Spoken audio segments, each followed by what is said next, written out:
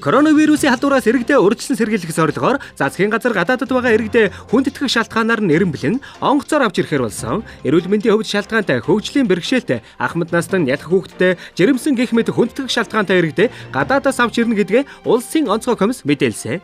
Энэтэй холбогдуулан гадаадд байгаа Монгол улсын ерөнхийлөгч асан элбэгд орж цахим хуудасаараа дамжуулан байр сууриа илэрхийлжээ. Тэрээр нэн шаардлагатай иргэдэд авч ирнэ гэж улсын онцгой комисс мэдэгджээ.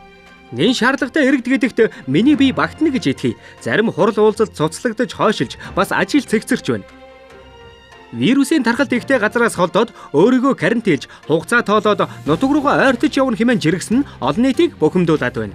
Учир нь авилгатай тэмцэх газар тэрнээс мэдүүлэг авахар дуудсан боловч ирээгүй байгаа нь иргэдийг бухимдуулаад байгаа юм. Дайран дээр нь давс гихчээр ерөнхийлөгч асан элбэгд оржийн даажгинсан эсвэл басамжилсан гэмээр тэр жиргээ коронавирусын халдвараас болж хангалттай бухимдаж буй монголчуудыг улам бухимдууллаа.